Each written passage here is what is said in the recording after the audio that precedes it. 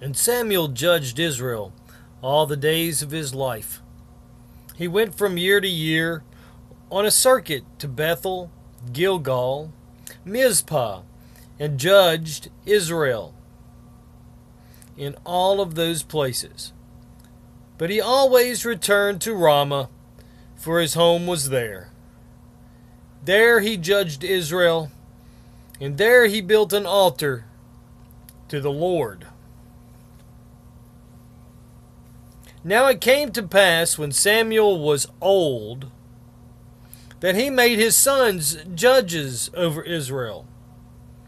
The name of the firstborn was Joel.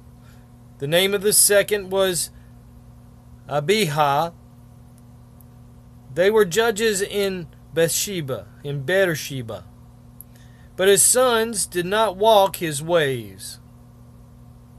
They turned aside after dishonest gain.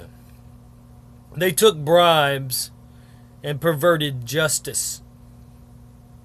Then all the elders of Israel gathered together and came to Samuel at Ramah and said to him, "Look, you are old, and your sons, they don't walk in your ways.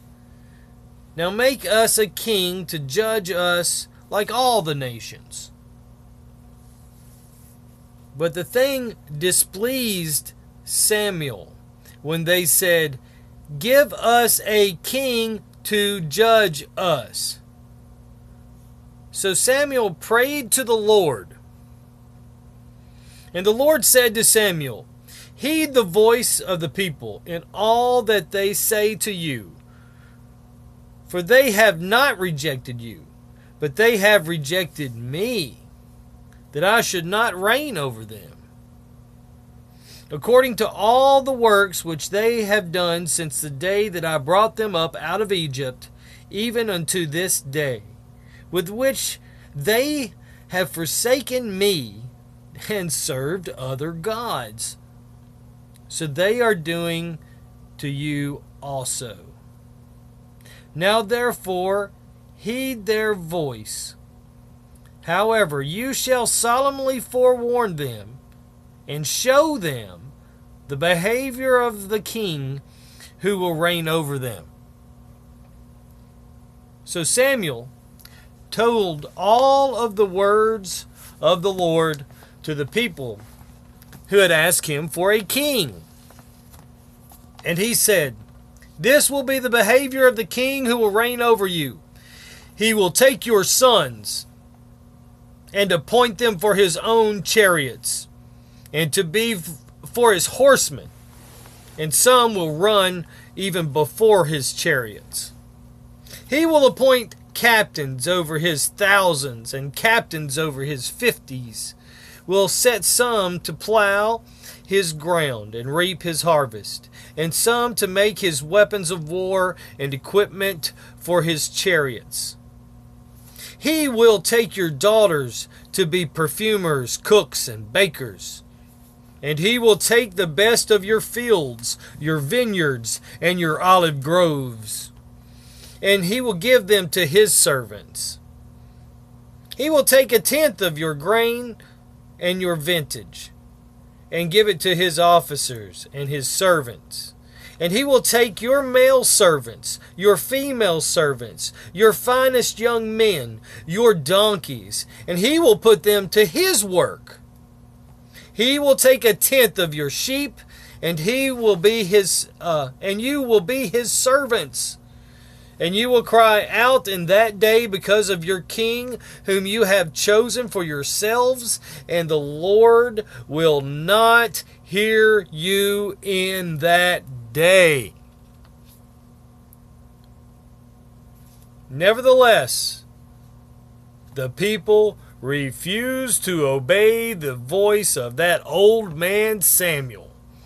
And they said, "No, but we will have a king over us, that we also may be like all the nations, and that our king may judge us and go out before us and fight our battles." And Samuel heard all the words of the people, and he repented them in the hearing of the Lord. I mean, he repeated them in the hearing of the Lord. So the Lord said to Samuel, heed their voice and make them a king. And Samuel said to the men of Israel, every man go to his city. Now, anyone that knows the history of the Old Testament will know where I'm going here. Israel gets a king. It's Saul. And all of the above that I've mentioned there takes place. Now let me just go over it one more time. And he said, this is what the Lord said to the people, okay?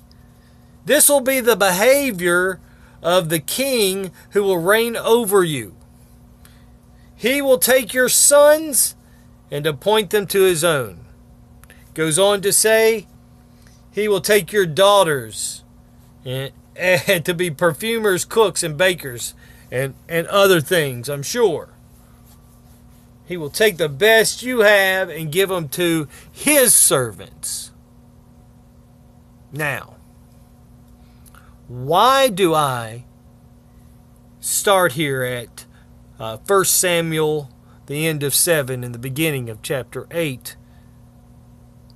Because the Spirit of the living God, the true I am, the voice that echoes from the chambers of my heart outward, told me this is the message that you need to hear.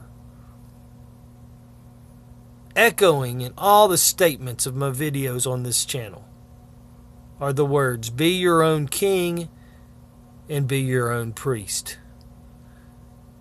Now, if you have a Christian background or a Jewish background, be your own king and be your own priest. You have been deceived by a spirit that calls itself religion. The earnest expectation of the creature, I mean, it is calling out for the Spirit of a living God to be inside you, the true sons and daughters of God.